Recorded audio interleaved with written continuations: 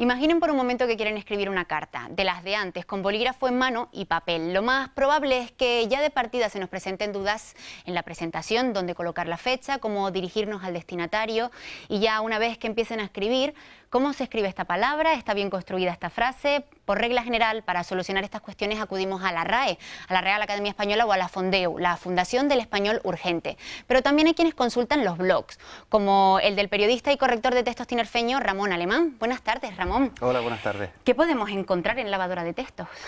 Pues cualquier cuestión relacionada con el buen uso de la lengua española, concretamente de la escritura. En el blog yo trato de resolver dudas de lectores, de amigos, periodistas y compañeros, y también dudas mías que se me presentan cuando corrijo textos. Yo me dedico a corregir textos fundamentalmente, y no pasa ni un minuto durante el trabajo de la corrección en el que no te asalta alguna duda. Si no te asaltara, como decía Alberto Gómez Font, ex coordinador de la Fundeu, el día que no tengas una duda, vete al psiquiatra y coméntaselo. Bueno, este blog tiene más o menos 2 años de vida, si no Sí. me equivoco, y tenemos que destacar que es uno de los más votados en la categoría de enseñanza del español, en la segunda edición del concurso de blogs de promoción del español que está organizando el Instituto Cervantes, entre otras instituciones. Con esta trayectoria creo que ya tenemos el aval suficiente para preguntarte por la salud del español. ¿Qué tal está? Yo creo que está muy bien. Es una criatura que crece sana y rolliza. Ya somos casi 500 millones de hispanohablantes. Es un idioma riquísimo que además ha crecido y ha obtenido una frescura espectacular, con el reconocimiento por parte de la Real Academia de que el habla americana lo ha enriquecido muchísimo, ¿no? El habla de los países de Argentina, Venezuela, Cuba, Nicaragua, Estados Unidos, que también se habla mucho el español, porque durante un tiempo la Real Academia consideraba que eso era una forma un poco rara de hablar español, cuando realmente los españoles de España son una minoría dentro de este gran mundo del español, ¿no? Yo creo que es el idioma que más está creciendo en estos momentos en todo el mundo, y en fin, está una criatura preciosa. ¿Cómo han influido en su evolución las nuevas tecnologías? Bueno, yo creo que, en fin, siempre se hace este comentario, la gente, ¿qué daño ha hecho el SMS y tal? Yo creo que no ha sido tanto daño. El que quiere escribir bien, sigue escribiendo bien. Yo creo que más daño ha hecho otros elementos, como el cambio en el sistema educativo. Por ejemplo, cuando yo era pequeño, hace muchísimo tiempo ya, tú no podías pasar de nivel de un curso a otro con falta de ortografía, no podías pasar de octavo de GB a primero de BUP con una sola falta de ortografía en un examen. Eso ya es una quimera, ¿no? Entonces, en la misma universidad, tanto alumnos como profesores cometen una falta de ortografía que son para tirarse de los pelos. Es igual importante hacer hincapié precisamente en eso, en que los niños o los jóvenes no le den la importancia suficiente a escribir correctamente. Sí, pero si no se la dan es porque los educadores no se la dan. ¿Cómo influye en la eficacia del mensaje, incluso en la imagen del mismo autor, el hecho de encontrar una falta de ortografía en el texto que escribe? Es una carta de presentación muy fea. Un texto, siempre que una persona se comunique con otra por escrito, debe intentar que el texto tenga si no tiene ninguna falta de ortografía, mejor. Si no tiene ninguna errata, que es algo diferente, pues mejor, aunque las erratas, en fin, las ponen los duendes y nunca sabemos por dónde van a aparecer. Pero un texto, el texto, la comunicación escrita de una persona hacia otra, sobre todo cuando son personas que no se conocen, es una carta de presentación fundamental. Y igual que la imagen personal de una persona hay veces que dice que la primera impresión es la que cuenta, pues en el caso de la escritura también. Bueno, Ramón, hemos dicho que eres periodista, eres corrector ortográfico, por lo tanto yo creo que sería interesante también hacer un poco de autocrítica. ¿Cómo está el lenguaje entre los medios de comunicación? Bien, bien.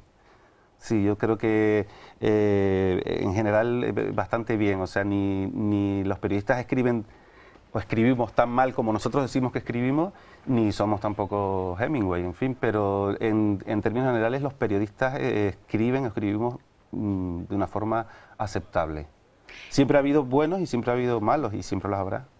Es posible, bueno, sí es que es cierto que muchas veces tendemos a algunos errores que se generalizan, y que sí que es importante que hagamos hincapié en ellos, ¿no?, para poderlos ir depurando. Sí. Sí, tú, bueno, no sé si en el blog hay algunas entradas relacionadas con estos temas. ¿Sueles Sí. tener como referencia artículos de medios de comunicación también para trabajar sobre eso? Sí, bueno, cuando yo intento estar haciendo todo el día, estoy como un poco sondeando, como un diablillo malo mirando a ver si pillo algún error en internet, en los periódicos, siempre se cuela alguno, ¿no?